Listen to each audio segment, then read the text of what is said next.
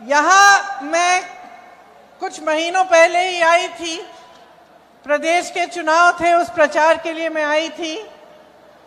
मैंने बेंगलोर में भी काफ़ी सभाएं की और बहुत खुशी के साथ और गर्व के साथ मैं कह सकती हूँ कि आपने कांग्रेस की सरकार चुनी और जो गारंटी कांग्रेस की सरकार, कांग्रेस पार्टी ने आपको सरकार बनाने से पहले दी थी, वो आज आप अपनी आंखों के सामने पूरी होती हुई देख रहे हैं। ನಾವು ಕೆಲವು ತಿಂಗಳು ಹಿಂದೆ ನಾನಿಲ್ಲಿ ಬಂದು ತಮ್ಮೆಲ್ಲರ ಜೊತೆ ಮಾತಾಡಿ ಬಹಳ ಸಭೆಗಳು ಮಾಡಿ ಹೋಗಿದ್ದೆ ಚುನಾವಣೆ ಮುಂಚಿತವಾಗಿ. ಆಮೇಲೆ ಚುನಾವಣೆ ಆದ್ಮೇಲೆ ತಾವು ಕಾಂಗ್ರೆಸ್ ಪಕ್ಷಕ್ಕೆ ಆಶೀರ್ವಾದ ಮಾಡಿ ನಮಗೆ ಸರ್ಕಾರ ತಂದು ಕೊಟ್ಟಿದ್ದು ನಂಗೆ ಬಹಳ ಖುಷಿಯಾಗುವಂತ ವಿಷಯ. ये सरकार जो प्रदेश में बनी है, ये आपकी सरकार है। आपने देखा कि गृह लक्ष्मी योजना के तहत 1,25,00,000 महिलाओं को हर महीने 2,000 रुपए मिल रहे हैं। ಈ ಸರ್ಕಾರದಿಂದ ನನಗೆ ಬಹಳ ಖುಷಿಯಾಗೋ ವಿಷಯ ಏನಂದ್ರೆ ಪ್ರತಿ ತಿಂಗಳು 1 ಕೋಟಿಗಿಂತ ಹೆಚ್ಚು ಹೆಣ್ಮಕ್ಳಿಗೆ ಗೃಹಲಕ್ಷ್ಮಿ ಯೋಜನೆಯಿಂದ 2,000 ರೂಪಾಯಿ ಬರ್ತಾ ಇರೋದು ನಂಗೆ ಬಹಳ ಖುಷಿಯಾಗುವಂತ ವಿಷಯ. गृह ज्योति योजना के तहत 200 यूनिट बिजली की बिल में आपको फ्री मिलते हैं। ಗೃಹ ಜ್ಯೋತಿ ಯೋಜನೆಯಿಂದ ಪ್ರತಿಯೊಂದು ಮನೆಗೆ 200 ಯೂನಿಟ್ ಎಲೆಕ್ಟ್ರಿಸಿಟಿ ಉಚಿತವಾಗಿ ಸಿಗ್ತಾ ಇದೆ. अन्न भाग्य में 4.5 करोड़ के लगभग लोगों को राशन मिल रहा है। मुफ्त में मेरी सारी बहनें बस यात्रा कर रही हैं। अच्छा लग रहा है आपको? ಅನ್ನಭಾಗ್ಯ ಯೋಜನೆಯಿಂದ 4 ಕೋಟಿಗಿಂತ ಹೆಚ್ಚು ಕುಟುಂಬಗಳಿಗೆ ಇವತ್ತು ಅಕ್ಕಿ ಮತ್ತೆ ರೇಷನ್ ಸಿಗ್ತಾ ಇದೆ. ಮತ್ತೆ ಶಕ್ತಿ ಯೋಜನೆಯಿಂದ ನಮ್ಮ ಅಕ್ಕ ತಂಗಿರು ಉಚಿತವಾಗಿ ಬಸ್ಸಲ್ಲಿ ಪ್ರಯಾಣ ಮಾಡ್ತಾ ಇದ್ದಾರೆ. ಚೆನ್ನಾಗ್ ಅನ್ಸತ್ತಾ, ಖುಷಿ ಆಗತ್ತಾ ಅಂತ ಕೇಳ್ತಾ ಇದ್ದಾರೆ ತಮ್ಮನ್ನ. इसके साथ युवा निधि जो योजना है, इसमें 1.5 लाख युवाओं को वजीफा मिल चुका है और ये शुरुआत है, जल्द ही 10 लाख और युवाओं को मिलेगा। ನಮ್ಮ ಯುವ ನಿಧಿ ಯೋಜನೆಯಿಂದ ಲಕ್ಷಾಂತರ ಯುವಕರಿಗೆ ನಮ್ಮಿಂದ ಹಣ ಹೋಗ್ತಾ ಇದೆ. ಇನ್ನೂ ಹೆಚ್ಚಾಗತ್ತೆ ಅಂತ ನನಗೆ ನಂಬಿಕೆ ಇದೆ. ಅದರಿಂದ ನನಗೂ ಕೂಡ ಬಹಳ ಖುಷಿ ಆಗ್ತಾ ಇದೆ. तो जैसे प्रदेश चुनाव के समय हमने आपको कुछ गारंटी बताई थी और उन्हें पूरा करने का काम हम अभी कर रहे हैं। आप देश भर में देख सकते हैं कि जहां जहां कांग्रेस ने चुनाव से पहले गारंटी दी, उन प्रदेशों में जब कांग्रेस की सरकार आई तो उन गारंटीज को पूरा करने का काम शुरू हो चुका है। ದೇಶದಾದ್ಯಂತ ನುಡಿದಂತೆ ನಡೆಯುವಂತ ಸರ್ಕಾರ ಎಲ್ಲಾದ್ರೂ ಇದ್ರೆ ಅದು ಕಾಂಗ್ರೆಸ್ ಸರ್ಕಾರ. ಕರ್ನಾಟಕದಲ್ಲಿ ನಾವು ಸರ್ಕಾರ ರಚನೆ ಮಾಡಾದ್ಮೇಲೆ ಎಲ್ಲ 5 ಗ್ಯಾರಂಟಿಗಳನ್ನು ಅನುಷ್ಠಾನ ಮಾಡಿದ್ವಿ. ಇಡೀ ದೇಶಾದ್ಯಂತ ಕಾಂಗ್ರೆಸ್ ಸರ್ಕಾರ ಎಲ್ಲಾದ್ರೂ ಇದ್ರೆ ಅವ್ರು ನುಡಿದಂತೆ ನಡೆಯುವಂತ ಸರ್ಕಾರ. ಅವರು ಚುನಾವಣೆಗಿಂತ ಮುಂಚಿತವಾಗಿ ಅವ್ರೇನ್ ನಿಮಗೆ ಗ್ಯಾರಂಟಿ ಅಥವಾ ನಿಮಗೆ ಪ್ರಾಮಿಸ್ ನೀಡ್ತಾರೋ ಅದನ್ನ ಅವರು ಪೂರೈಸಿ ನಿಮ್ ಮುಂದೆ ಬಂದು ನಿಂತಿದ್ದಾರೆ ಇವತ್ತು. अब पूरे देश भर में चुनाव है। हम एक घोषणा पत्र हमने निकाला है, उसे हम न्याय पत्र कहते हैं, क्योंकि हमने देखा कि पिछले 10 सालों में हर वर्ग के साथ अन्याय हुआ है और हम जानते हैं कि आपकी जीवन में संघर्ष ज्यादा बड़े हैं और आपकी तरक्की होने के बजाय आपकी जो समस्याएं हैं वो ज्यादा बड़ी हुई हैं। ಇವಾಗ ಚುನಾವಣೆ ಬಂದಿದೆ. ನಮ್ಮ ಪ್ರಣಾಳಿಕೆಯನ್ನು ನಾವು ನ್ಯಾಯ ಪತ್ರ ಅಂತ ನಾವು ತಮ್ಮ ಮುಂದೆ ಇಟ್ಟಿದ್ದೀವಿ. ಯಾಕಂದ್ರೆ ಇಡೀ ದೇಶದಲ್ಲಿ ಪ್ರತಿಯೊಬ್ಬರಿಗೂ ಕೂಡ ಅನ್ಯಾಯ ಆಗ್ತಾನೆ ಬಂದಿದೆ. ಅದರಿಂದ ನಾವು ಇದನ್ನ ನ್ಯಾಯ ಪತ್ರ ಅಂತ ತಮಗೆ ಸಲ್ಲಿಸಿ ಚುನಾವಣೆ ಆದ್ಮೇಲೆ ಪ್ರತಿಯೊಬ್ಬರಿಗೂ ನ್ಯಾಯ ಒದಗಿಸುವಂತ ಗುರಿ ಇಟ್ಕೊಂಡು ನಿಮ್ ಮುಂದೆ ಬಂದಿದ್ದೀವಿ ಇವತ್ತು. बहुत सारे ऐसे गारंटीज हैं हमारे न्याय पत्र में। मैं सिर्फ आपको 4-5 बताऊंगी, उसके बाद अगर आप उस पत्र को पढ़ सकते हैं तो आपके लिए बहुत अच्छा रहेगा। महिलाओं के लिए, गरीब महिलाओं के लिए 1 लाख रुपए सालाना दिए जाएंगे। जो सबसे बड़ी महिला एक परिवार में है उसके खाते में दिए जाएंगे। ನಮ್ಮ ನ್ಯಾಯ ಪತ್ರದಲ್ಲಿ ಬಹಳಷ್ಟು ನ್ಯಾಯ ಒದಗಿಸುವಂತ ನಾವು ಮಾಹಿತಿ ನೀಡಿದೀವಿ. ಆದ್ರೆ ನಿಮ್ ಮುಂದೆ 1-2-3 ವಿಚಾರ ಮಾತಾಡ್ತೀನಿ. ಮೊದಲನೇದಾಗಿ ಹೆಣ್ಮಕ್ಳಿಗೆ ಪ್ರತಿ ವರ್ಷ 1 ಲಕ್ಷ ರೂಪಾಯಿ ಕೊಡುವಂತ ನಿರ್ಧಾರ ಕಾಂಗ್ರೆಸ್ ಪಕ್ಷ ಮಾಡಿದೆ. ಪ್ರತಿಯೊಬ್ಬ ಮಹಿಳೆಗೆ 1 ಲಕ್ಷ ರೂಪಾಯಿ ತಂದು ಕೊಡ್ಬೇಕಂತ ಕಾಂಗ್ರೆಸ್ ಸರ್ಕಾರ ಹಾಗೂ ಅವರ ನಾಯಕರು ನಿರ್ಧಾರ ಮಾಡಿದ್ದಾರೆ. युवाओं के लिए जो स्नातक पास होंगे उनके लिए एक खास अप्रेंटिसशिप का प्रोग्राम बनेगा और 1 लाख रुपए कम से कम सालाना उनको भी मिलेंगे इस अप्रेंटिसशिप प्रोग्राम के तहत. ಮೊದಲನೇ ಬಾರಿಗೆ ನಮ್ಮ ಯುವಕರಿಗೆ ನಾವು ಉದ್ಯೋಗ ಖಾತ್ರಿ ತೆಗಿಬೇಕಂತ ಇದ್ವಿ. ಆದ್ರೂ ಕೂಡ ಪ್ರತಿಯೊಂದು ಯುವಕರಿಗೆ ನಾವು ಅಪ್ರೆಂಟಿಸ್ಶಿಪ್ ಪ್ರೋಗ್ರಾಮ್ ಇಂದ ವರ್ಷಕ್ಕೆ 1 ಲಕ್ಷ ಆದ್ರೂ ಸಂಬಳ ಬರಂಗೆ ನಾವು ಈ ಅಪ್ರೆಂಟಿಸ್ಶಿಪ್ ಪ್ರೋಗ್ರಾಮ್ ಅನ್ನ ಶುರು ಮಾಡ್ತಾ ಇದೀವಿ. 5,000 करोड़ का स्टार्टअप फंड बनेगा खास तौर से युवाओं के लिए और जो शिक्षा लोन है वो माफ किए जाएंगे. इसके साथ साथ श्रमिकों के लिए राष्ट्रीय न्यूनतम मजदूरी 400 रुपए प्रतिदिन की होगी और शहरों में रोजगार की गारंटी जिस तरह से गांव में होती है वैसे दी जाएगी और 25 लाख तक स्वास्थ्य बीमा सबको मिलेगा ताकि 25 लाख तक आपका जो इलाज है वो आपको मुफ्त में मिल पाए. ಪ್ರತಿಯೊಂದು ಜಿಲ್ಲೆಯಲ್ಲಿ 5,000 ಕೋಟಿ ಸ್ಟಾರ್ಟ್ಅಪ್ ಫಂಡ್ ಅಂತ ಶುರು ಮಾಡ್ತೀವಿ. ಪ್ರತಿಯೊಬ್ಬರಿಗೂ ಅದರಿಂದ ಅನುಕೂಲ ಆಗ್ಲಿ ಅಂತ ಶ್ರಮಿಕ್ ನ್ಯಾಯ್ ಅಂದ್ರೆ ನಮ್ಮ ಕೂಲಿ ಕೆಲಸ ಮತ್ತೆ ನಮ್ಮ ಲೇಬರ್ ಕೆಲಸ ಮಾಡೋರ್ಗೆ ಅವರಿಗೆ ಮಿನಿಮಮ್ ವೇಜ್ ಆಗಿರ್ಲಿ ಅಥವಾ ಅವ್ರಿಗೆ ಅನುದಾನ ಆಗಿರ್ಲಿ ಅಥವಾ ಅವ್ರಿಗೆ ಇನ್ಶೂರೆನ್ಸ್ ಆಗಿರ್ಲಿ ಅದನ್ನು ಕೂಡ ತಂದು ಕೊಡ್ತೀವಿ ಅಂತ ನಮ್ಮ ನ್ಯಾಯ ಪತ್ರದಲ್ಲಿ ನಾವು ಬಹಳ ಸ್ಪಷ್ಟವಾಗಿ ನಾವು ಬರೆದು ಹೇಳಿದೀವಿ. देखिए, मैं आपको ज्यादा कष्ट नहीं देना चाहती, ज्यादा लंबी बात नहीं करना चाहती, लेकिन कुछ बातचीत मैं जरूर आपसे इस बारे में करना चाहती हूं कि आज देश के सामने और आपके सामने 2 बड़े बड़े मसले हैं. सबसे पहला तो ये है कि आपके जो जीवन में जो संघर्ष हो रहा है और जो समस्याएं हैं इनको हल करने की बात, और दूसरा जो मसला है वो कि आज देश में क्या परिस्थितियां बन रही हैं, देश की राजनीति कैसे है और हम देश के भविष्य को किस तरह से देख रहे हैं. तो इन दोनों मसलों पे मैं थोड़ी सी आपसे बात करना चाहती हूँ. ನಾನು ಬಹಳಷ್ಟು ಸಮಯ ತಗೊಳ್ಳಲ್ಲ, ಯಾಕಂದ್ರೆ ಬಹಳಷ್ಟು ಕಾಯಿಸ್ತೇನೆ ತಮ್ಮನ್ನೆಲ್ಲ. ಆದ್ರೆ ಇವತ್ತು ದೇಶದಲ್ಲಿ ಇರೋದು 2 ವ್ಯೂಗಳು. ಮೊದಲನೇದಾಗಿ ತಮ್ಮೆಲ್ಲರಿಗೂ ಗೊತ್ತು ಯಾವ ರೀತಿ ಬಡಸ್ತನ ಅಥವಾ ಬೆಲೆ ಏರಿಕೆ ಅಥವಾ ನಿಮ್ಗೆ ಏನ್ ಕಷ್ಟ ಆಗ್ತಾ ಇದೆ ಅಂತ ನಾವೆಲ್ಲರೂ ನೋಡ್ತಾ ಇದೀವಿ. ಅದು ಒಂದ್ ಕಡೆ. ಎರಡನೇ ಕಡೆ ತಾವು ನೋಡ್ತೀರಾ ಮಾಧ್ಯಮದಲ್ಲಿ ಈ ನಾಯಕರು ಯಾವ ರೀತಿ ಮುಂದೆ ಹೋಗಿ ಮಾತಾಡ್ತಾ ಇದ್ದಾರೆ, ಎಲ್ಲಾ ಪ್ರಗತಿ ಇದೆ, ಎಲ್ಲಾ ಚೆನ್ನಾಗಿ ನಡೀತಾ ಇದೆ ಅಂತ. ಇದು 2 ಇಂಡಿಯಾ ವ್ಯೂಗಳು. जहां तक आपकी बात है तो आज आपकी सबसे बड़ी समस्याएं क्या है? महंगाई है और बेरोजगारी है. सही बात है ये? ನಿಮ್ ಮುಂದೆ ಇರೋದು ಇವತ್ತು 2 ಕಷ್ಟಗಳು, ಬೆಲೆ ಏರಿಕೆ ಮತ್ತೆ ನಿರುದ್ಯೋಗ. ನಿಜಾನೋ ಇಲ್ವೋ? मेरी बहनें यहां बैठी हैं, सबसे ज्यादा बोझ आप उठाती हो. जब महंगाई बढ़ती है सबसे ज्यादा संकट आप पे होता है. जब कुछ खरीदने के लिए जाना पड़ता है, बच्चे बीमार पड़ते हैं, इलाज के लिए पैसे चाहिए, बच्चों के फीस के लिए पैसे चाहिए, तो चाहे सब जितने भी बड़े हैं घर में, चाहे सब नौकरी कर रहे हों, सब किसी न किसी तरह से रोजगार पाने की कोशिश कर रहे हों, जुगाड़ से किसी तरह से मेहनत कर रहे हों, तब भी पूरा नहीं हो रहा है पैसा. ನನ್ ಮುಂದೆ ನಮ್ಮ ಅಕ್ಕ ತಂಗಿಯರು ಎಲ್ಲರೂ ಇದ್ದಾರೆ. ಅವ್ರಿಗೆ ಗೊತ್ತು ಮನೆ ನಡೆಸುವಂತ ಕಷ್ಟ ಏನಿದೆ ಅಂತ. ಯಾವ ರೀತಿ ಬೆಲೆಗೆ ಏರಿಕೆ ಆದಾಗ ಅಥವಾ ಮನೇಲಿ ಮಕ್ಕಳಿಗೆ ಹುಷಾರ್ ತಪ್ಪಿದಾಗ ಅಥವಾ ಕೆಲಸ ಸಿಗದೆ ಇದ್ದಾಗ ಯಾವ ರೀತಿ ಮನೆ ನಡೆಸುವಂತ ಕಷ್ಟ ಆಗತ್ತೆ ಅಂತ ಅವ್ರಿಗೆ ಗೊತ್ತು. पेट्रोल महंगा है, डीजल महंगा है, मिट्टी की तेल महंगी है, सोना 73,000 तक चले गया, चांदी 90,000 है, गैस सिलेंडर का दाम कहां कहां पहुंच गया है, हर चीज का दाम बढ़ गया है, कुछ आपको सस्ता नहीं मिल रहा है. किस तरह से आप इस जीवन को जी रही हैं, किस तरह से आगे बढ़ पा रहा है परिवार, ये मैं समझती हूं कि बहुत ही मुश्किलों का आज आप सामना कर रही हैं. ಪೆಟ್ರೋಲ್ ಬೆಲೆ ಏರಿದೆ, ಡೀಸೆಲ್ ಬೆಲೆ ಏರಿದೆ, ಅಡುಗೆ ಎಣ್ಣೆ ಬೆಲೆ, ಚಿನ್ನ ಬೆಳ್ಳಿ ಎಲ್ಲದರದ್ದು ಬೆಲೆ ಏರಿದೆ. ನನಗ್ ಗೊತ್ತಾಗತ್ತೆ ನಮ್ಮ ಅಕ್ಕ ತಂಗಿಯರು ಯಾವ ರೀತಿ ಕಷ್ಟ ಪಡ್ತಾ ಇದಾರೆ ಈ ಬೆಲೆ ಏರಿಕೆ ಸಂದರ್ಭದಲ್ಲಿ ಅಂತ.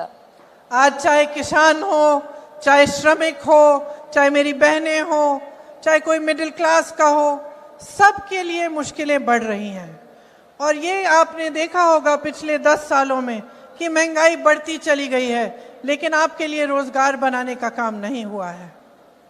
ಸಮಾಜದಲ್ಲಿ ಎಲ್ಲಾ ವರ್ಗಗಳಲ್ಲಿ ಬೆಲೆ ಏರಿಕೆ ಎಲ್ಲರೂ ಎದುರಿಸ್ತಾ ಇದ್ದಾರೆ.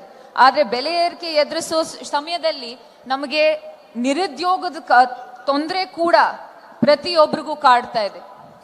तो मोदी जी के इस 10 साल के राज में आपको मिला क्या? अगर आप अपने जीवन को देखते हैं तो क्या आपको लगता है कि आपके जीवन में तरक्की आई? ನೀವು ಪ್ರಧಾನ ಮಂತ್ರಿ ಮೋದಿ ಅವರ 10 ವರ್ಷದ ಆಡಳಿತ ನೋಡಿದಿರಾ. ನೀವೆಲ್ಲ ಕೇಳ್ಬೇಕಾಗಿರೋದು ಒಂದ್ ಪ್ರಶ್ನೆ, ನಿಮ್ ಜೀವನದಲ್ಲಿ ಅಥವಾ ನಿಮ್ ಜೀವನದಲ್ಲಿ ಏನಾದ್ರು ಬದಲಾವಣೆ, ಒಳ್ಳೆ ಬದಲಾವಣೆ ಆಗಿದಾ? ಪ್ರತಿಯೊಬ್ರು ಪ್ರಶ್ನೆ ಮಾಡ್ಬೇಕಾಗಿರೋದು ಅದನ್ನ. आपको एक इमेज दिखाई गई, रोज दिखाई जाती है टीवी पे, सुपरमैन की इमेज, मिले आपको महंगाई man?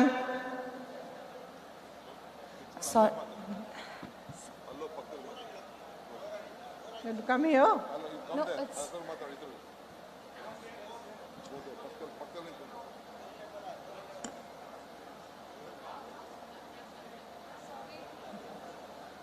No problem. You want to use that? You want to use one of these? I'm okay. Use this. No, ma'am.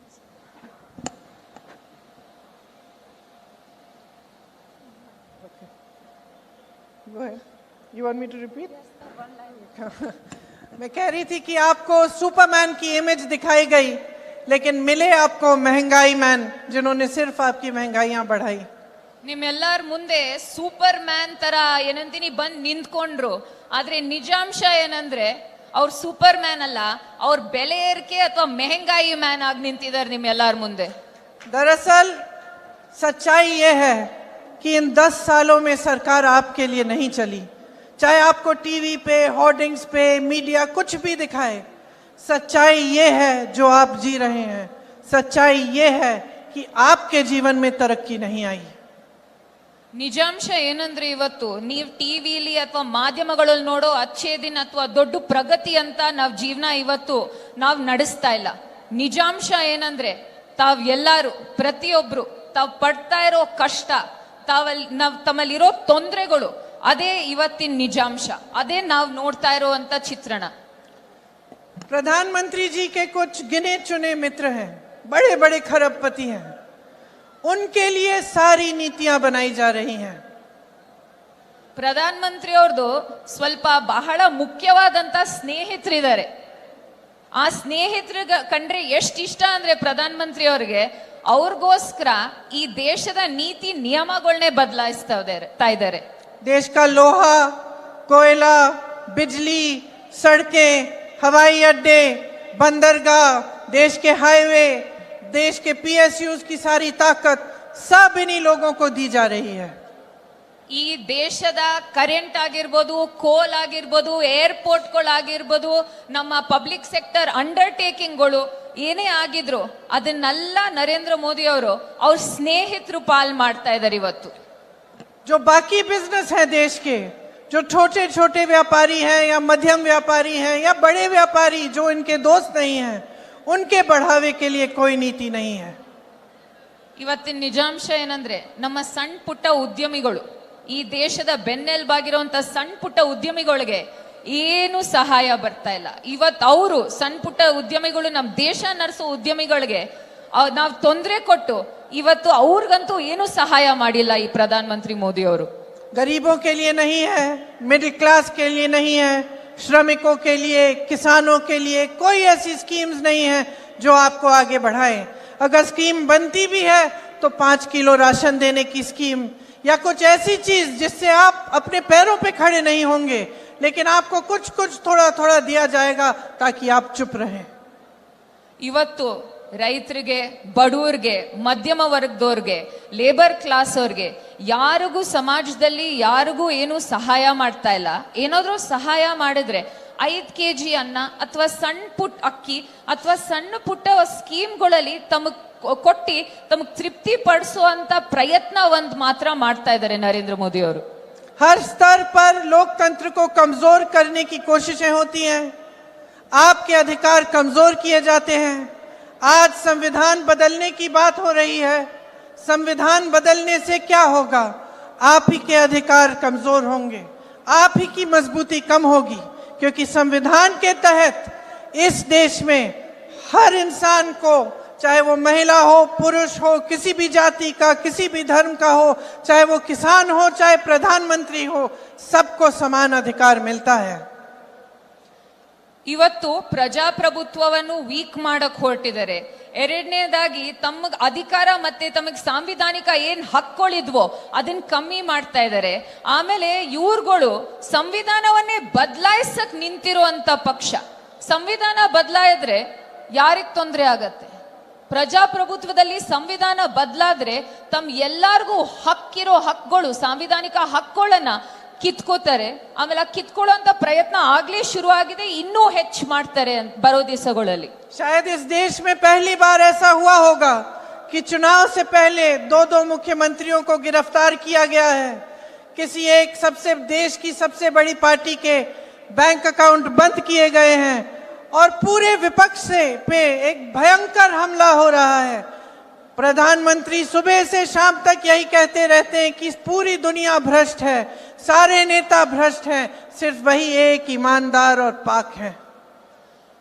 ಇವತ್ತು ದೇಶದ ಇತಿಹಾಸದಲ್ಲಿ ಮೊದಲನೇ ಬಾರಿಗೆ ಎರಡೆರಡು ಮುಖ್ಯಮಂತ್ರಿಗಳನ್ನ ಜೈಲಿಗೆ ಹಾಕಿದ್ದಾರೆ. ಇವತ್ ನೋಡ್ತೀರಾ, ದೇಶದ ಅತಿ ದೊಡ್ಡ ರಾಜಕೀಯ ಪಕ್ಷದ್ದು ಅಕೌಂಟ್ ನ ಬಂದ್ ಮಾಡಿದ್ದಾರೆ. ಪ್ರಧಾನ ಮಂತ್ರಿ ಅವ್ರಿಗೆ ಏನ್ ಅನ್ಸಿದೆ ಅಂದ್ರೆ, ಇಡೀ ದೇಶದಲ್ಲಿ ಮತ್ತೆ ಭೂಮಿ ಮತ್ತೆ ಪ್ರಪಂಚದಲ್ಲಿ ಎಲ್ಲಾರು ಭ್ರಷ್ಟರು ಇರೋದು ಒಬ್ರೆ,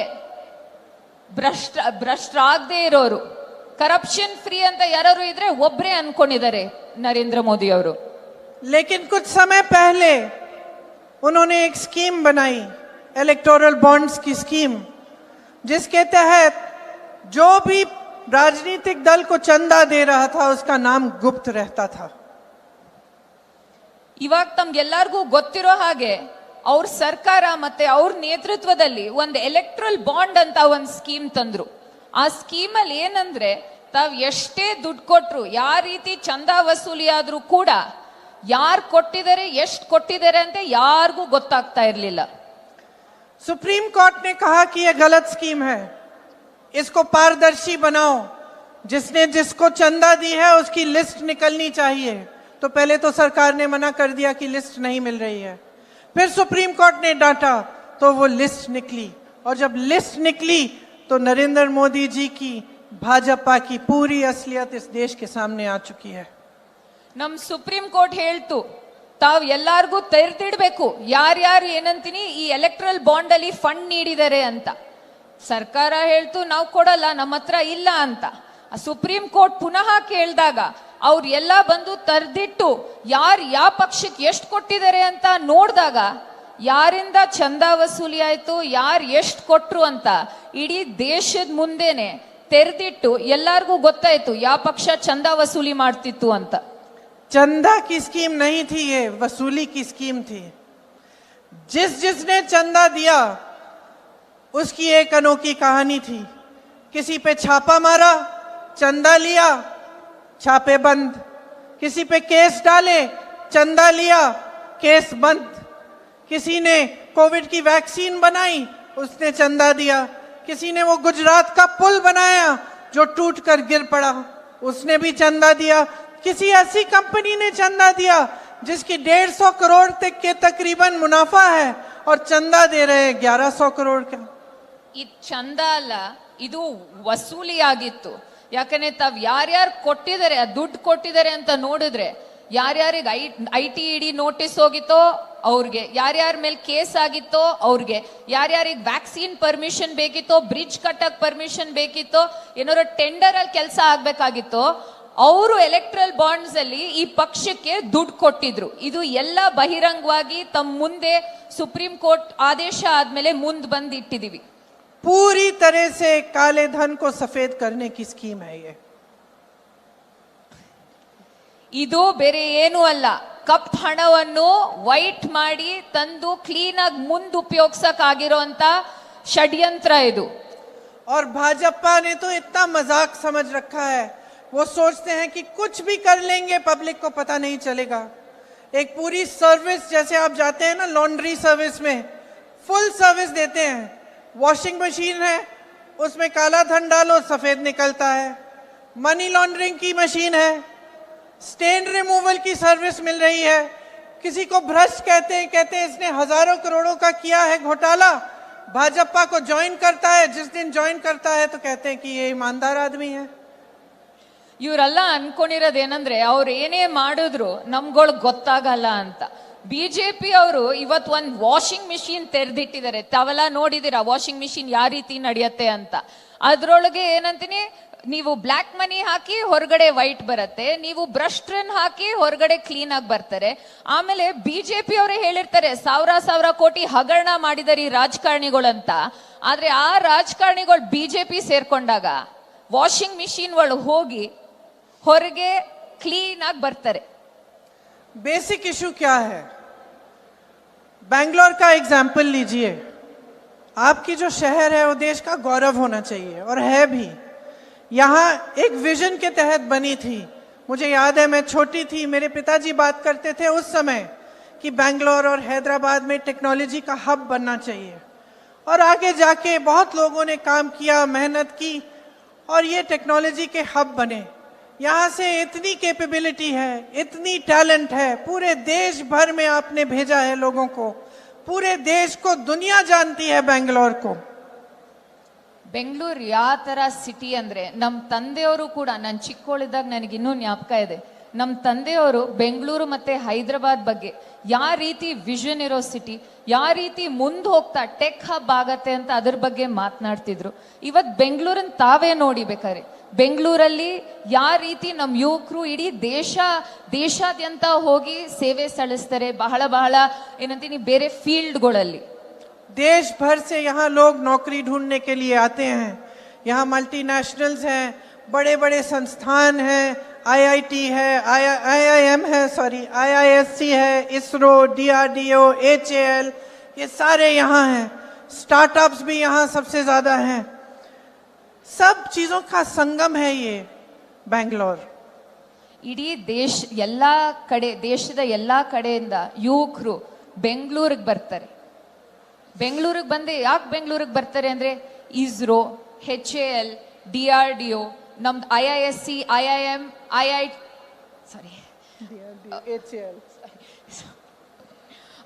ಬಹಳಷ್ಟು ಇನ್ಸ್ಟಿಟ್ಯೂಷನ್ಗಳಿದಾವೆ.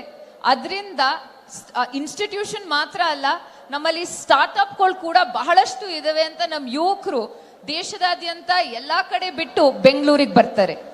लेकिन यहाँ का पॉपुलेशन काफी बढ़ गया है। पिछले 20 सालों में 3 गुना हो गया है। पानी की किल्लत है, यहाँ तेजी से विकास आया तो इसके लिए पर्यावरण, हरियाली, पानी, इसकी जरूरत और बड़ी है। और यहाँ के लिए एक बैलेंस डेवलपमेंट होना चाहिए, इंफ्रास्ट्रक्चर, एनवायरमेंटल प्रोजेक्ट्स होने चाहिए। ಬೆಂಗಳೂರಿನ ಜನಸಂಖ್ಯೆ ಬಹಳಷ್ಟು ಬೆಳೀತಾ ಇದೆ. ಯಾವ ರೀತಿ ಬೆಳೀತಾ ಇದೆ ಅಂದ್ರೆ, ಒಂದೊಂದು ನೀರಾವರಿ ಆಗಿರ್ಬೋದು, ಇರಿಗೇಷನ್ ಆಗಿರ್ಬೋದು, ಸ್ವಲ್ಪ ತಾಪತ್ರೆಗಳು ಆಗ್ತಾ ಇದೆ. ಆದ್ರೆ ಬೆಂಗಳೂರಿಗೆ ನಮಗೆ ಬ್ಯಾಲೆನ್ಸ್ಡ್ ಇನ್ಫ್ರಾಸ್ಟ್ರಕ್ಚರ್ ಅನ್ನೋದು ನಾವು ಮುಂದೆ ತರಬೇಕು. और यहाँ पे पहले जैसे एक झीलों का शहर कहलाता था, उस तरह से बनाना चाहिए। जो सबअर्बन रेल प्रोजेक्ट है, जो मेट्रो का एक्सपेंशन है, ये सब करना है। ओला, उबर, जोमेटो, स्विगी में जो काम करते हैं उन पर फोकस होना चाहिए, उनके लिए सामाजिक सुरक्षा भी मिलनी चाहिए। लेकिन यहाँ के सारे सांसद भाजपा के हैं, वो क्या बातें कर रहे हैं? इतना बड़ा चुनाव है, पूरी दुनिया देख रही है, दुनिया का सबसे बड़ा लोकतंत्र है, और दुनिया क्या देख रही है कि कैसी कैसी बातें हो रही हैं। आपके सबसे बड़े नेता जो सबसे ऊंचा पोजीशन इस देश में रखते हैं, वो कैसी कैसी बातें आपके सामने कर रहे हैं। आपके विकास की बात नहीं हो रही है, आपके झीलों की बात नहीं हो रही है, यहाँ की टेक्नोलॉजी की बात नहीं हो रही है, श्रमिकों की बात नहीं हो रही है, किसानों की बात नहीं हो रही है देश में। बात क्या हो रही है? ಬೆಂಗಳೂರಲ್ಲಿ ಬಹಳಷ್ಟು ಸಬರ್ಬನ್ ರೇಲ್ ಆಗಿರ್ಲಿ, ಮೆಟ್ರೋ ಆಗಿರ್ಲಿ, ಅದಕ್ಕೆ ನಾವಿನ್ನೂ ಹೊತ್ತು ಕೊಟ್ಟು ನಾವಿನ್ನೂ ಡೆವಲಪ್ ಮಾಡಬೇಕು. ಆಮೇಲೆ ಗಿಗ್ ವರ್ಕರ್ಸ್ ಬೆಂಗಳೂರಲ್ಲಿ ಬಹಳಷ್ಟಿದ್ದಾರೆ. ಊಬರ್, ಓಲಾ, ಸ್ವಿಗ್ಗಿ, ಝೊಮ್ಯಾಟೊ, ಆ ರೀತಿ ಅವ್ರಗಳಿಗೂ ನಾವು ಸಹಾಯ ನೀಡಬೇಕು. ಆದ್ರೆ ತೊಂದರೆ ಮತ್ತೆ ತಾಪತ್ರ ಏನಂದ್ರೆ, ಬೆಂಗಳೂರಿನ ಎಲ್ಲಾ ಸಂಸದರು ಯಾವ ಪಕ್ಷದವರು? ಬಿಜೆಪಿ ಪಕ್ಷದವರು. ರಾಜ್ಯದಲ್ಲೂ ಕೂಡ ಇವತ್ತು ಈ ಚುನಾವಣೆಯಲ್ಲಿ ಇಡೀ ಪ್ರಪಂಚನೇ ನೋಡ್ತಾ ಅಂತ ಚುನಾವಣೆಯಲ್ಲಿ ಅವರು ರೈತರ ಬಗ್ಗೆ ಮಾತಾಡ್ತಾ ಇಲ್ಲ, ಹೆಣ್ಮಕ್ಳ ಬಗ್ಗೆ ಮಾತಾಡ್ತಾ ಇಲ್ಲ, ಸಮಸ್ಯೆಗಳ ಬಗ್ಗೆ ಮಾತಾಡ್ತಾ ಇಲ್ಲ. ಯಾರಿಗೆ ಪ್ರಗತಿ ತಂದ್ಕೊಡ್ತೀವಿ ಅಂದ್ರೂ ಅವ್ರ ಬಗ್ಗೆ ಅಂತೂ ಮಾತಾಡ್ತಾ ಇಲ್ಲ. ಅವರ ಅತಿ ದೊಡ್ಡ ನಾಯಕರು ಸ್ಟೇಜ್ ಅಲ್ಲಿ ನಿಂತ್ಕೊಂಡು ಯಾವ ವಿಷಯಗಳ ಬಗ್ಗೆ ಮಾತನಾಡ್ತಾರೆ ಅಂತ ತಾವೇ ಕೂಡ ನೋಡಿದಿರಾ. ಇಡೀ ಪ್ರಪಂಚ ನೋಡ್ತಾ ಇದೆ ಇದನ್ನ. आप टीवी चलाओ, क्या बातें देखते हो? क्या देखते हो कि कौन सी पार्टी आपके लिए कौन सा स्कीम ला रही है? क्या आप देखते हो कि कौन सी पार्टी किस तरह से रोजगार बनाएंगे आपके लिए, किस तरह से आपको मजबूत बनाएंगे? नहीं, आप देखते हो कि पीएम कह रहे हैं हमें 400 पार कर दो, हम संविधान को बदल देंगे, हमें 400 सीट दो. ಇವತ್ತು ತಾವೆಲ್ಲ ಈ ಚುನಾವಣೆಯಲ್ಲಿ ನೋಡ್ತಾ ಇದ್ದೀರಾ ಯಾವ ರೀತಿ ಚುನಾವಣೆ ನಡೀತಾ ಇದೆ ಅಂತ. ಯಾವುದು ಪ್ರಗತಿಪರ ವಿಷಯಗಳಾಗಿರ್ಲಿ ಅಥವಾ ಯಾವ ರೀತಿ ಜನಕ್ಕೆ ಸಹಾಯ ಮಾಡ್ತೀನಿ ಅಂತ ಅದ್ರ ಬಗ್ಗೆ ಅವ್ರ ಚುನಾವಣೆ ನಡೆಸ್ತಾ ಇಲ್ಲ. ಅವ್ರ ಚುನಾವಣೆ ನಡೆಸ್ತಾ ಇರೋದು ಯಾವ್ದ್ರ ಮೇಲಂದ್ರೆ, ಅವರು ಒಂದು ಪ್ರಧಾನ ಮಂತ್ರಿ ಅವ್ರ ಫೋಟೋ ಹಾಕ್ಬಿಟ್ಟು ನಾವು 400ಕ್ಕಿಂತ ಹೆಚ್ಚು ಸೀಟ್ ಬರ್ತೀವಿ, 400ಕ್ಕಿಂತ ಹೆಚ್ಚು ಸೀಟ್ ಬಂದ್ರೆ ನಮ್ಮ ಸಂವಿಧಾನ ಬದಲಾಯಿಸ್ತೀವಿ ಅಂತ ಆ ರೀತಿ ಮಾತ್ರ ಈ ಚುನಾವಣೆ ನಡೆಸ್ತಾ ಇದ್ದಾರೆ. कभी कहेंगे कि मुझे गाली दे रहे हैं, कभी धर्म की बात करेंगे, हर चीज की बात करेंगे, लेकिन आपके जो प्रॉब्लम्स हैं, आपकी समस्याएं हैं, उसकी बात नहीं होती. Is this what you deserve? One of the most qualified cities in the world. You have exported technology, innovation, manpower, everything, and you deserve this in your election. That this should be the discussion. ಬೆಂಗಳೂರಂತ ರಾಜ್ಯಕ್ಕೆ ನಮಗ್ ಬೇಕಾಗಿರೋಂಥ ಲೀಡರ್ಗಳು ಯಾರಂದ್ರೆ, ನಮ್ಮ ಪ್ರಗತಿ, ನಮ್ಮ ಉನ್ನತ ಯಾವ ರೀತಿ ನಾವು ಮುಂದೆ ಹೋಗ್ಬೋದು ಅಂತ ಆ ರೀತಿ ನಮಗ್ ನಾಯಕರು ಬೇಕು. ಆದ್ರೆ ಇವತ್ತು ಚುನಾವಣೆ ನಡೀತಾ ಇರೋದು ಯಾವ್ದ್ರ ಮೇಲೆ ಅಂದ್ರೆ, ತಾವೆಲ್ಲ ನೋಡಿದಿರಾ ಯಾವ ರೀತಿ ಭಾವನಾತ್ಮಕ ಚುನಾವಣೆ ಮಾತ್ರ ನಡೆಸ್ತಾ ಇದ್ದಾರೆ ಇವರು. ಬೆಂಗಳೂರು ಜನಕ್ಕೆ ಮತ್ತೆ ಕರ್ನಾಟಕ ರಾಜ್ಯಕ್ಕೆ ಈ ರೀತಿ ನಾಯಕರು ಬೇಕಿಲ್ಲ. कैसी कैसी बहकी बातें. पिछले 2 दिनों में अब ये शुरू हुआ है कि कांग्रेस पार्टी चाहती है कि आपके मंगलसूत्र और आपका सोना आपसे छीन ले. 70 सालों से ये देश स्वतंत्र है. 55 सालों के लिए कांग्रेस की सरकार रही है.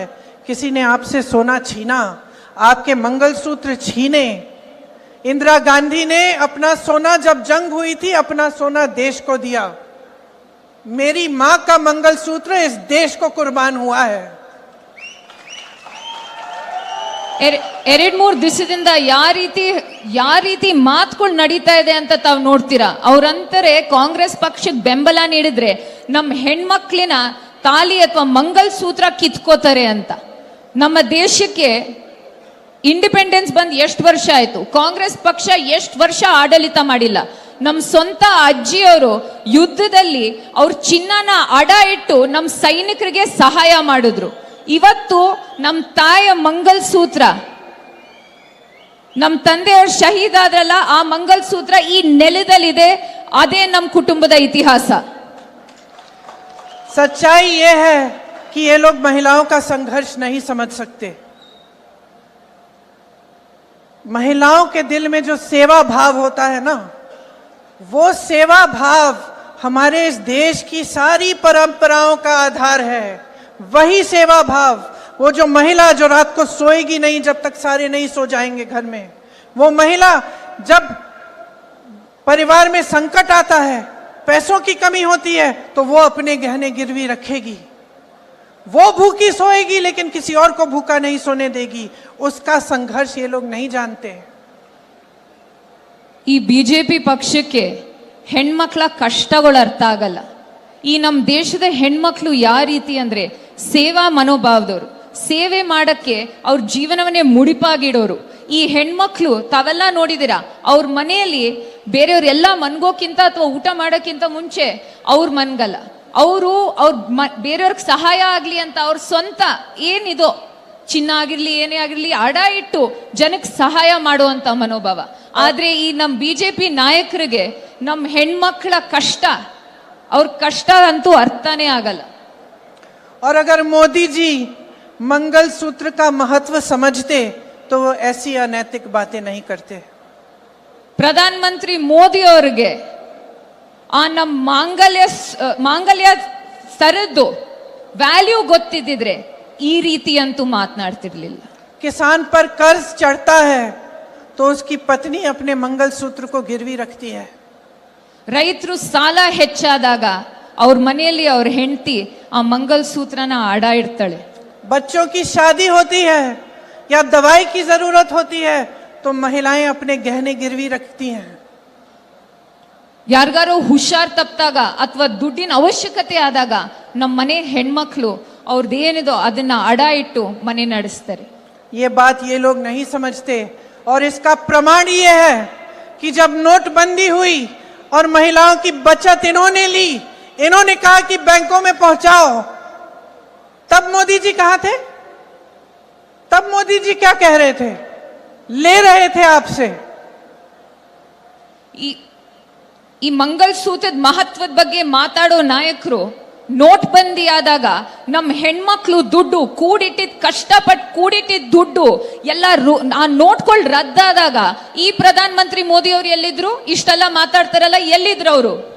जब देश में उन्होंने कहा कि कल से लॉकडाउन हो जाएगा और सारे मजदूर पूरे देश भर से, बेंगलोर से भी, यूपी, बिहार, अलग अलग जगहों में पैदल निकले क्योंकि इन्होंने ट्रेनें बंद कर दी, बस बंद कर दी. तब जब खाना नहीं मिल रहा था शहरों में, जब कोई चारा नहीं था, तो महिलाओं ने अपने गहने, अपनी बचत गिरवी रखी. तब मोदी जी कहां थे? ದೇಶದಲ್ಲಿ ಕೋವಿಡ್ ಆದಾಗ ಯಾರಿಗೂ ಹೇಳ್ದೇನೆ ರಾತ್ರಿ ಲಾಕ್ಡೌನ್ ಮಾಡಿದಾಗ ಯಾರಿಗೂ ಏನು, ಎಷ್ಟೋ ಜನಕ್ಕೆ ಊಟ ಇಲ್ಲ, ಎಷ್ಟೋ ಜನ ನಮ್ಮ ಇಡೀ ದೇಶಾದ್ಯಂತ ಮೈಗ್ರೆಂಟ್ ವರ್ಕರ್ಸ್ ಎಲ್ಲಿದ್ದಾರೆ ಅವ್ರಿಗೆ ಹೋಗೋ ದಾರಿ ಇಲ್ಲ, ದಿಕ್ಕಿಲ್ಲ. ಎಷ್ಟೋ ಕಡೆ ಅಷ್ಟೂ ಕಷ್ಟ, ಎಷ್ಟೋ ಜನ ಸಾವನ್ನಪ್ಪಿದ್ರು, ಎಷ್ಟೋ ಜನ ನಡ್ಕೊಂಡು ಹೋಗಿ ಸತ್ತಿದ್ದಾರೆ. ಅವ್ರ ಕಷ್ಟ ನೋಡ್ಕೊಳ್ಳೋವಾಗ ಹೆಣ್ಮಕ್ಳು ಕಷ್ಟ ಅವ್ರು ಯಾವ ರೀತಿ ಸಹಿಸಿದ್ರು ಅಂತ ಅವಾಗ ಎಲ್ಲಿದ್ರು ಪ್ರಧಾನ ಮಂತ್ರಿ ಮೋದಿ ಅವರು? किसान आंदोलन हुआ, 600 किसान शहीद हुए, उनकी विधवाओं के मंगलसूत्र के बारे में सोचा मोदी जी ने? ರೈತರು ಪ್ರತಿಭಟನೆ ಮಾಡಿದ್ರು, ಬಹಳಷ್ಟು ತಿಂಗಳು ಪ್ರತಿಭಟನೆ ಮಾಡಿದ್ರು. 600ಕ್ಕಿಂತ ಹೆಚ್ಚು ನಮ್ಮ ರೈತರು ತೀರೋದ್ರು ಈ ಪ್ರತಿಭಟನೆಯಲ್ಲಿ. ಅವ್ರ ಮನೇಲಿರೋ ಹೆಂಡತಿಯರ ಮಂಗಲಸೂತ್ರದ ಬಗ್ಗೆ ಯೋಚನೆ ಇರ್ಲಿಲ್ವಾ? ಪ್ರಧಾನ ಮಂತ್ರಿ ಮೋದಿ ಅವರು ಎಲ್ಲಿದ್ರು ಅವಾಗ? मणिपुर में एक जवान की बीवी को का वस्त्र हरण करके पूरे देश के सामने चलाया. मोदी जी चुप थे, कुछ नहीं बोले. उसके मंगलसूत्र के बारे में नहीं सोचा उन्होंने. ಮಣಿಪುರಲ್ಲಿ ಒಂದ್ ಹೆಣ್ಮಗಳನ್ನ ವಸ್ತ್ರಹರಣ ಮಾಡಿ ಬೀದಿಯಲ್ಲಿ ಕರ್ಕೊಂಡು ಹೋಗುವಾಗ ಪ್ರಧಾನ ಮಂತ್ರಿ ಮೋದಿ ಅವ್ರು ಮಾತನಾಡಿದ್ರ? ಇಲ್ಲ. ಪ್ರಧಾನ ಮಂತ್ರಿ ಮೋದಿ ಅವ್ರಿಗೆ ಆ ಹೆಣ್ಮಗಳು ಮಂಗಲಸೂತ್ರದ ಬಗ್ಗೆ ಅವಾಗ ಯೋಚನೆ ಇರ್ಲಿಲ್ವಾ? ಪ್ರಧಾನ ಮಂತ್ರಿ ಮೋದಿ ಅವ್ರು ಎಲ್ಲಿದ್ರು? पलक नहीं झपकाई उन्होंने. और आज चुनाव के लिए, वोटों के लिए महिलाओं को ऐसी बातें कर रहे हैं, डरा रहे हैं ताकि डर के वो वोट दें. शर्म आनी चाहिए उनको, शर्म आनी चाहिए. ಒಂಚೂರು ಕಾಳಜಿ ಇಲ್ಲ ನಮ್ ದೇಶದ ಬಗ್ಗೆ. ಇವಾಗ ಚುನಾವಣೆ ಬಂದಿದೆ ಅಂತ ತಮ್ಗೆಲ್ಲ ಹೆದರಿಸ್ಬಿಟ್ಟು ವೋಟ್ ಹಾಕ್ಸ್ಕೊಳಕ್ ನೋಡ್ತಾ ಇದಾರಲ್ಲ, ನಾಚಿಕೆ ಆಗ್ಬೇಕು ಪ್ರಧಾನ ಮಂತ್ರಿ ಮೋದಿ ಅವ್ರಿಗೆ, ನಾಚಿಕೆ. अगर इस देश की महिलाओं के मंगलसूत्र की परवाह होती तो उनके बेटों को आप रोजगार दिलवाते, तो महंगाई कम करते, छात्रों को शिक्षा की सुविधा देते, देश की बेटियों को अपने पैरों पे खड़े होने का काम कराते. ಇವತ್ತು ನರೇಂದ್ರ ಮೋದಿ ಅವ್ರಿಗೆ ಅಷ್ಟ್ ಯೋಚನೆ ಇದ್ದಿದ್ರೆ ನಮ್ಮ ಹೆಣ್ಮಕ್ಳು ಮಂಗಲಸೂತ್ರದ ಬಗ್ಗೆ ಅವ್ರ ಮನೆಯಲ್ಲಿರೋ ಗಂಡ್ ಮಕ್ಳಿಗೆ ಉದ್ಯೋಗ ಒದಗಿಸ್ಕೊಡ್ತಿದ್ರು, ಬೆಲೆ ಏರಿಕೆ ಕಮ್ಮಿ ಮಾಡಿಕೊಡ್ತಿದ್ರು, ಆಮೇಲೆ ಹೆಣ್ಮಕ್ಳ ಸಬಲೀಕರಣಕ್ಕೆ ಇನ್ನೂ ಹೆಚ್ಚು ಒತ್ತು ಕೊಡ್ತಿದ್ರು ಅಂತ ನಾನು ಹೇಳಕ್ ಇಷ್ಟಪಡ್ತೀನಿ. देश हैरानी से देख रहा है, इतनी बड़ी बड़ी समस्याएं हैं. आप यहाँ बैठी हैं, मैं जानती हूँ यहाँ से जाएंगी, देर हो रही है, काफ़ी महिलाएं चली भी गई हैं, क्योंकि घर जाना है, काम करना है, बहुत देर हो गई है, खाना पकाना है, लोगों को देखना है, चाहे आप जॉब कर रही हैं, कुछ भी कर रही हैं। इतनी महंगाई है, इतनी बड़ी बड़ी समस्याएं हैं, तमाम बच्चे बेरोजगार घूम रहे हैं, आपने मेहनत से पढ़ाया, शिक्षा दिलवाई, इतनी बड़ी समस्याएं हैं और इतनी छोटी छोटी स्तर की बातें हो रही हैं। सारे नेता भाजपा के आपके सामने आकर ऐसी अजीब अजीब सी बातें कर रहे हैं, झूठ बोल रहे हैं दिन रात, सोचते हैं कि आप देखेंगे नहीं, आप पढ़ेंगे नहीं कि कौन सी पार्टी क्या कह रही है। क्या हो रहा है आपके आंखों के सामने? ದೇಶದ ಮುಂದೆ ಬಹಳಷ್ಟು ಸಮಸ್ಯೆಗಳಿದಾವೆ. ನನಗೂ ಗೊತ್ತು, ಬಹಳಷ್ಟು ಹೆಣ್ಮಕ್ಳು ಇಲ್ಲಿ ಮನೆ ಹೋಗಿ ಮನೆ ನೋಡ್ಕೋಬೇಕು, ಕತ್ಲಾಯ್ತು ನನಗೋಸ್ಕರ ಕಾಯ್ದಿದ್ದೀರಾ ಅಂತ. ತಾವೆಲ್ಲ ಇವತ್ತು ಬಹಳ ಮಹತ್ವವಾದಂತ ತೊಂದರೆಗಳು ಈ ದೇಶವನ್ನ ಕಾಡ್ತಾ ಇದೆ. ಬೆಲೆ ಏರಿಕೆ ಆಗಿರ್ಬೋದು, ನಿರುದ್ಯೋಗ ಆಗಿರ್ಬೋದು.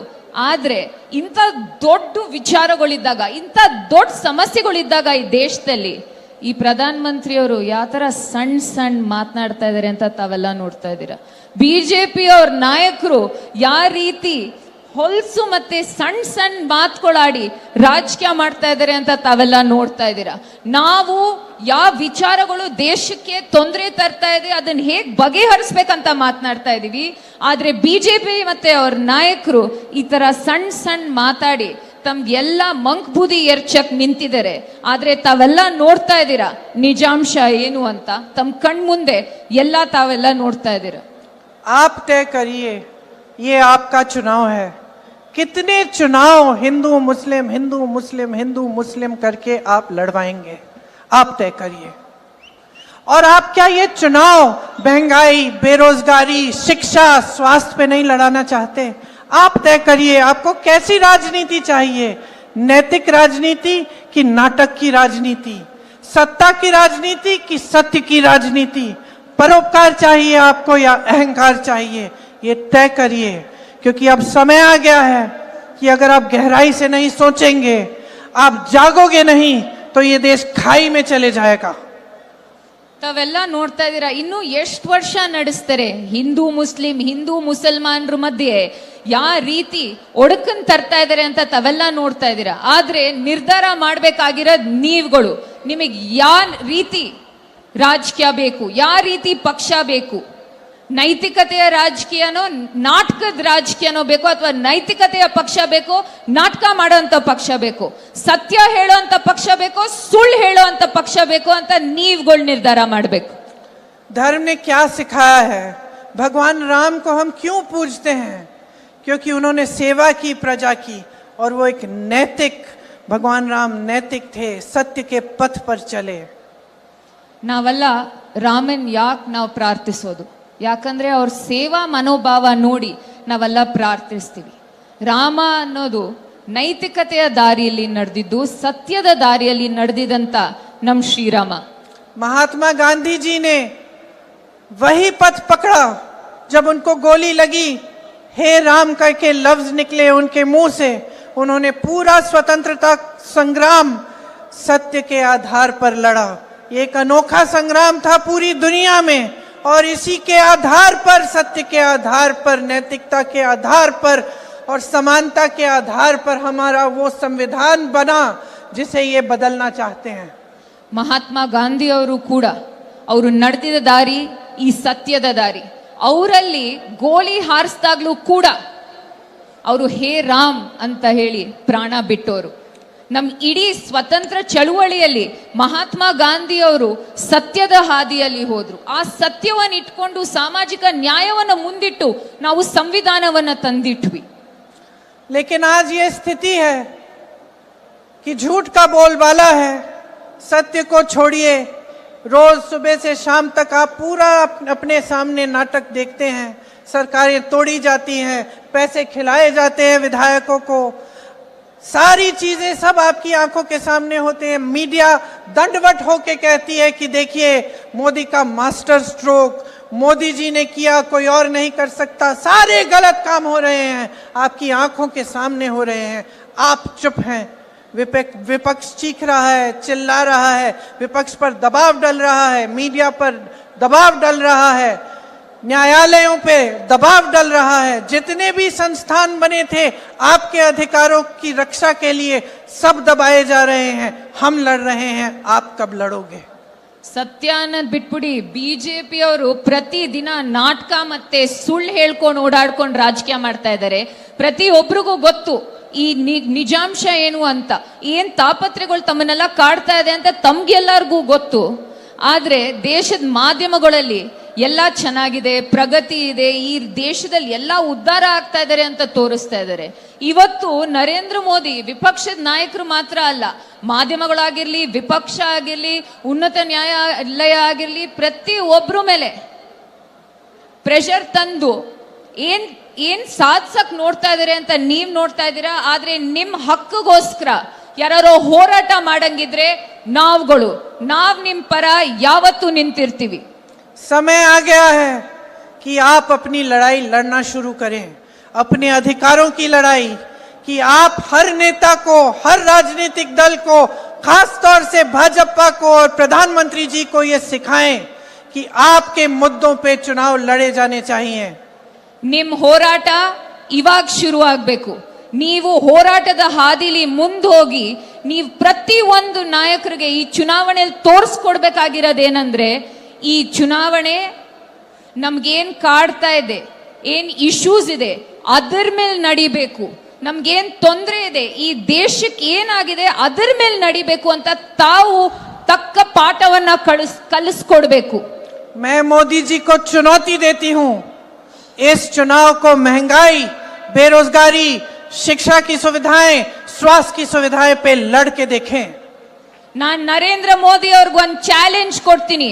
ಇವತ್ತು ಈ ಎಲೆಕ್ಷನ್ ನ ಬೆಲೆ ಏರಿಕೆ, ನಿರುದ್ಯೋಗ, ಶಿಕ್ಷಣದಲ್ಲಿ ಆಗ್ತಾ ಇರೋ ಕೊರತೆಗಳು ಮತ್ತೆ ಹೆಲ್ತ್ ಅಲ್ಲಿರೋ ತೊಂದರೆಗಳ ಬಗ್ಗೆ ನೀವು ಎಲೆಕ್ಷನ್ ನ ಬಂದು ನೀವು ನಿಂತ್ಕೊಳ್ಳಿ ಅಂತ ನಾನು ಓಪನ್ ಚಾಲೆಂಜ್ ಕೊಡ್ತಾ ಇದ್ದೀನಿ. इन 10 सालों में क्या किया है आपके लिए, कौन सी तरक्की लाए हैं आपके जीवन में, यहाँ खड़े होकर ये बताएं. ಈ 10 ವರ್ಷದಲ್ಲಿ ನಿಮ್ ಜೀವನದಲ್ಲಿ ಏನ್ ಪ್ರಗತಿ ತಂದಿದ್ದಾರೆ, ನಿಮ್ಗೋಸ್ಕರ ಏನ್ ಮಾಡಿದ್ದಾರೆ ಅಂತ ಇಲ್ಲಿ ಬಂದು ನಿಂತ್ಕೊಂಡು ಮಾತಾಡ್ಬೇಕು ಪ್ರಧಾನ ಮಂತ್ರಿ ಮೋದಿ ಅವರು. और मैं आपको चुनौती देती हूं, इस देश की जनता को, कि आप जागो, जागरूक बनो, मांगो अपना हक, अपने अधिकारों के लिए लड़ो और इस चुनाव को अपने बारे में बनाओ. ನಾನ್ ನಿಮ್ಗೆ ಎಲ್ಲಾರ್ಗೂ ಹೇಳೋದೇನಂದ್ರೆ, ಇದು ನಿಮ್ಮ ಹೋರಾಟ.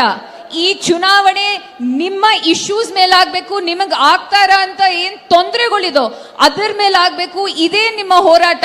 ನೀವೆಲ್ಲರೂ ಎದ್ದೇಳಿ ಎಚ್ಚರರಾಗಿ ಮುಂದೆ ಹೋಗಿ ಅಂತ ನಾನು ಹೇಳಕ್ ಇಷ್ಟಪಡ್ತೀನಿ. बहुत हो गया है, आपने बहुत देख लिया है, अब बदलाव लाओ, कांग्रेस के उम्मीदवारों को जिताओ. जैसे कर्नाटका में आपकी सरकार ने आपको काम करके दिखाया है और आगे भी आपको दिखाएगी, उसी तरह की सरकार केंद्र में लाओ ताकि आपके मुद्दे सर्वोपरि हों और आप सर्वोपरि हों. ऐसा ही होना चाहिए लोकतंत्र में. आप बहुत ध्यान से यहाँ पे बैठे हैं मेरी बातों को सुनने के लिए, इसके लिए खास तौर से आप लोगों को बहुत बहुत धन्यवाद.